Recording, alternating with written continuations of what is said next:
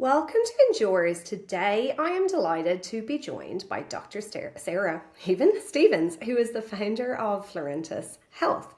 Now, Dr. Sarah's aim is to counteract some of the many preventative factors that can lead to cognitive decline and diseases like dementia. This is something that's really close to my heart, so I'm so happy to have Sarah on the podcast today. Thank you so much for joining me. Thank you for having me, Suzanne. So tell me a little bit about Florentis, and I guess what led you down this journey as a doctor into this specialization, which a lot of people don't do, right? A lot of people don't do it, and I should actually point out that I'm not a specialist, and I'm not allowed to use the word specialist. Yeah. I've made this my niche of medicine, Yeah. and so I'm a very general doctor. I'm not a specialist. I'm not a specialist GP. I'm not any other specialist. I've been working as a general doctor in medicine and surgery for quite a few years, and that meant that I could have a really happy work-life balance and what have you. But as my kids have grown up, time got freer. But what happened at the same time was that the father of one of my best friends got Alzheimer's disease and died of it. When he passed away is when it really shook me that he had this. But we watched it, his family then had, they watched him go down this horrible decline. And I'm embarrassed to say that it wasn't until he actually passed away that I really took stock of the whole situation, and went looking for ways that I could myself decrease the risk of getting Alzheimer's disease, because this man was healthy. Like, anyone would have described him as having been a healthy man.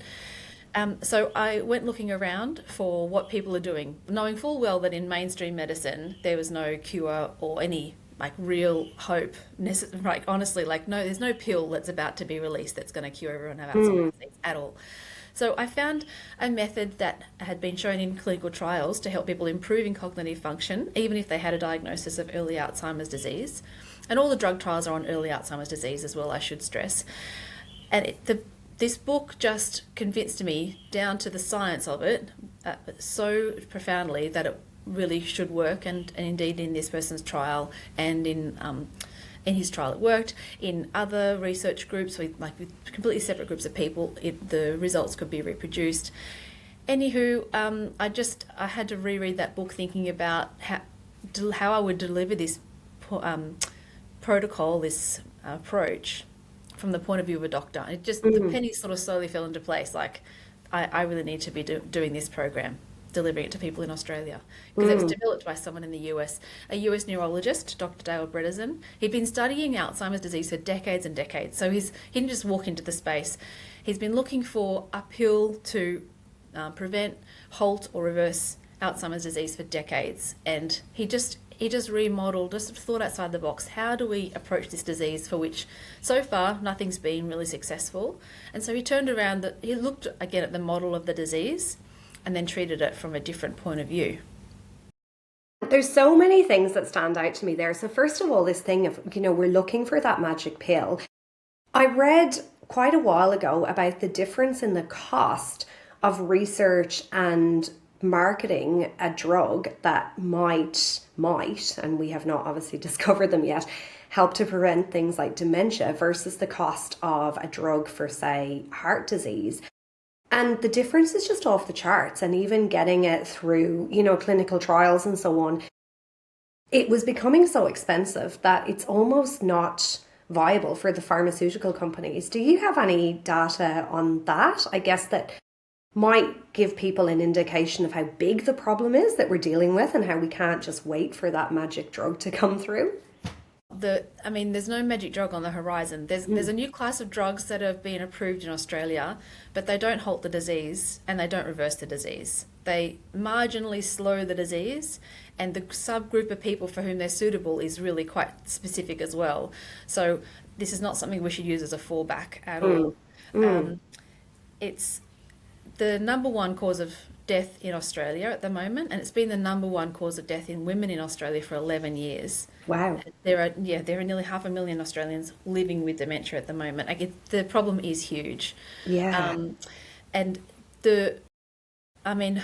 We all know it's expensive to get a drug trial going and to get a drug delivered to people, and so this is really that is probably one of the biggest costs associated with development and what have you. But the problem then is that people they're incentivized to say how great their drug is because they've Of invested course. so much in trials and what have you. Yeah. But I'm not all down on other financial aspects, I'll be honest. I'm Yeah. like up to my eyeballs trying to get good at and refining this protocol. Yeah, yeah. The other thing that stands out to me is obviously my background is in health as well as a physio and owning a clinical practice. And I feel so bad for a lot of the GPs that we work with because they're forced into this model where they're on these really short appointments and just don't have the time. So even the GPs that really are interested in integrative medicine and so on, they don't have the time to go into the depth of that person's clinical history and what they're eating and how they're sleeping and all the rest of it because our model doesn't support that preventative health model. So tell me about how you deliver these programs, or how does that differ from your work as a GP? That's an excellent point because it really cannot be delivered in a few minutes. That's why I ask people to commit to 6 months with me, and I have online material, group sessions, and one-on-one because it's a personalised program. And with that, I try not to have any time limits. I mean, we've got a lot to talk about, and so that I don't repeat myself and then potentially get it wrong for the 20th time through, I've got it pre-recorded for people, and I have to keep updating that as I get better at my messaging. But really, the point is just to have plenty of time. Like you say, 7-minute medicine.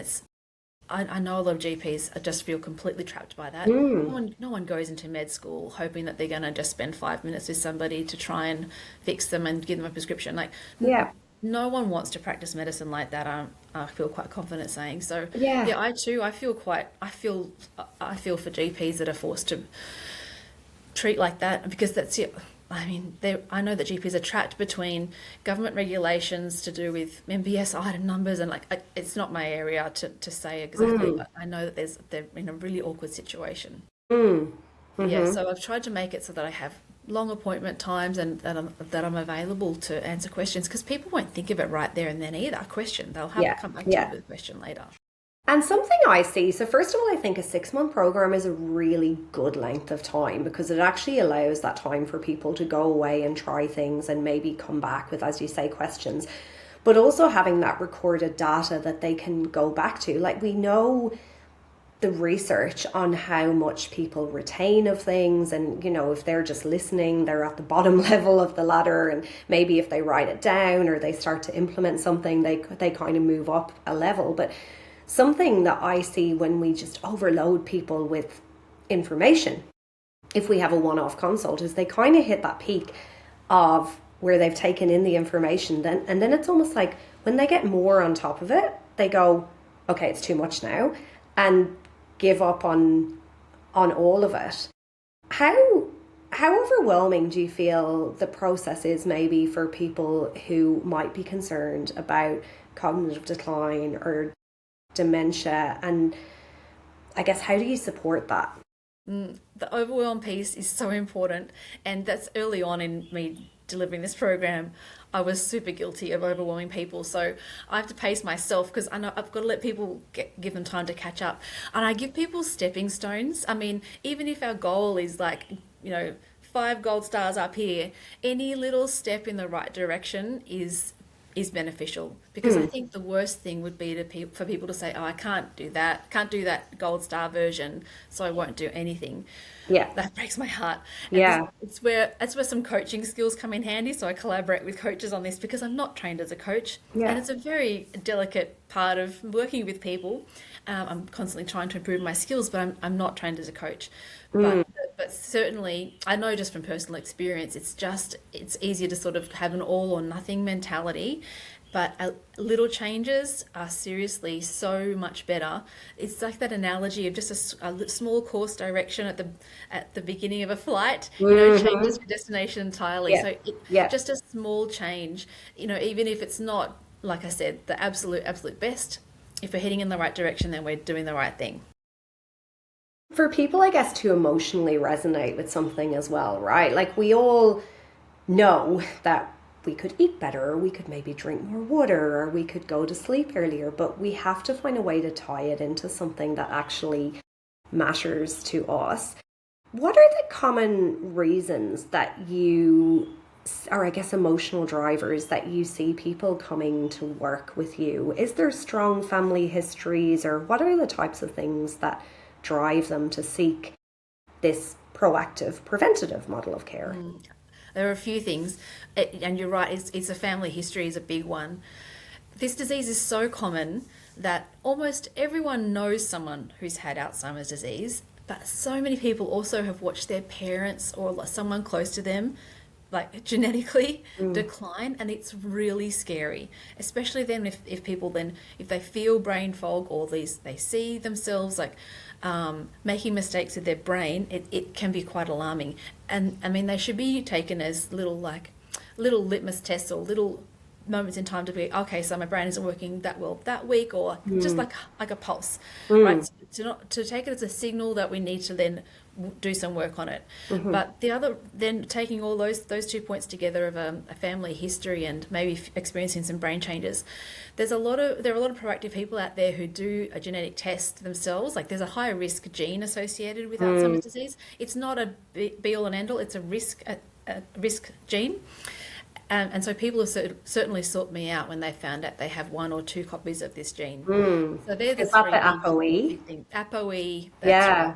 Because I think that Chris Hemsworth is in the high risk profile of He is. that, He's got right? And two that's why copies. he did that. Yeah, he did that show Limitless, That's right. which, Yeah, we get one really copy. brings it to the mainstream. Oh, isn't that? Yeah, Yeah. Chris should definitely come and work with me, and I'll help Yeah. him reduce his chance of getting Alzheimer's disease. Yeah, So absolutely. we get one copy from each parent, and the most common variant is three. So most people are 3-3, but some people have got one copy of the higher risk, and that's the four is the higher risk gene. 4-3 would be an increased risk, and then 4-4 is the highest genetic risk, and that's right. He's done a lot of work bringing it to the mainstream. Do you have any ways over the course of the 6 month program of people seeing the gain themselves? Because obviously we're talking, this is the problem, I guess, with preventative medicine, right? We're talking about our future self. And I actually read a an article the other day which said that sometimes we don't see our future self as a real person, and that's what makes us struggle to take action towards that person. And if we can see that person as a real and legitimate human, then we can actually start to care for them and empathize with them. But from a maybe an objective standpoint, or from a, even people doing a subjective quiz or something, do you notice any changes in people from the start of the program to the end?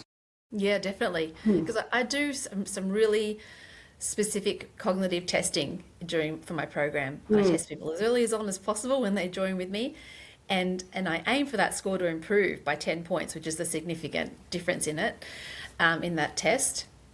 So typically people start to feel clearer after a couple of months on my program, and I want everyone to get that score to improve by the end. So that's my goal, so Yeah. that we've got not only how they feel, which is absolutely important, but I want to have numbers to analyze as well. So I do that test at the beginning and at the end. People can do it in the middle if they want to as well. There's no problem there, but I really want that score to go up. Yeah. Yeah. It's so important because I mean, time goes by and we get into little habits or routines, and sometimes we don't actually see the changes. And I think, I mean, I liken this to people ideally doing that sort of menopause score. In an ideal world, when you're 38, 39, you might start looking at these menopause symptom scales and going, hang on, that's not quite right, that's not quite right. But many women wait till they are falling off a cliff and the symptoms are insane, as opposed to going, well, hang on, maybe there might be some changes now, and taking that proactive action on it. Do you have an age group of people, or like a particular gender or a time when people start to think more about their cognitive maybe decline or functioning, that come to you? People that come to me, they often fall into one or two categories. Like just broadly speaking, I've got a broad category of people who are in their 50s or maybe early 60s who've just noticed really early signs. And then there's a different group of people who are in their 70s, or some people younger than that, who've got a diagnosis, or it's really getting quite diagnosis timey. So they're really staring down the barrel of decline, for which the conventional wisdom is that there's no cure. So there's an element of urgency for those people. And I've got more women than men on my program. I think that maybe just I mean, there are 2/3 of Alzheimer's sufferers are women, so we're reflecting those kind of statistics. And generally speaking, women tend to seek more preventative medicine health than men do. That's very broadly speaking, but Yeah. they're the two sort of like, oh, it's more earlier in and I want to be proactive, and then this other group of people who are like diagnosis. No, I really got to sort this out so that I can live my best life now, and a lot of people don't want to be a burden on people as they decline. They want to be able to engage with their family. So it gets a bit urgent. I spoke to Karen Aroni on the podcast the other day, who you know because we met on the same program, and we spoke about how, I think the three of us share this idea of, if you can do something about it, why wouldn't you?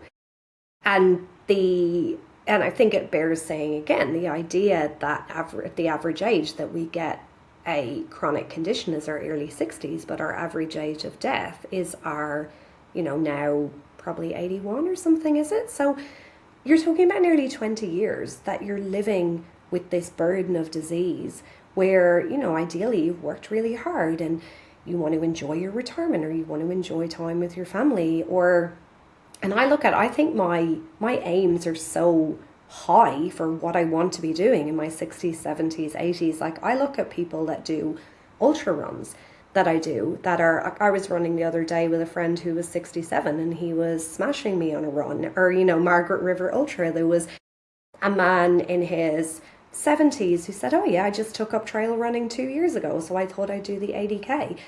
I want to be that person. And I'm interested to know, of the people you work with, are people's expectations of health more than they used to be? I mean, I hope they are, but... That's a great question to ask people. My expectations are really high. Yeah. And I hang out with older people who are fitter than me too. So I've got a clear vision of what I want to look like in my 60s, 70s, and 80s as well, because I see people doing it. I want to be like that. And I wish people hung out more with fit old people, actually. Yeah. I think that it would give us something really like a clear goal to aim for, and it's quite realistic. And if we don't hit exactly what they're good at, like we come somewhere near, at least we'd get fitter trying. I actually think people expect to live well for a long time without putting in all the work. You've got to some kind of work. It doesn't have to be hard work. You've got to have. You can't expect one outcome but put like rubbish into your body and not work on your body. I just saw that can be unrealistic. Yeah, I love James Clear's work, so like the Atomic Habits author, and I saw his Monday post was, you want the outcome, but are you prepared to have the lifestyle? So it's those little 1%ers, isn't it? And I'm sure throughout your clinical career, you would have seen the same as me, where you'll have one patient who comes in and they're 40 and you're like, what? One patient who comes in, they're 40 and they look like they're 30. One patient who comes in, they're 40, they look like they're 60. And yeah, it's such a lifestyle thing. Yeah. I'm keen to hear. Sorry. No, go on. It's biological age versus chronological age. That's where you go with that. Totally. Yeah. It could be totally different things. Yeah. I'm keen to hear about athletes, and particularly from the point of view of concussion. So we, in my clinical business, have a concussion clinic. We're really passionate about preventative management of concussion and baseline concussion testing, and, associations like the AFL, who are probably bringing in the best management of concussion of any of the sporting codes in Australia with their 3-week out of play thing.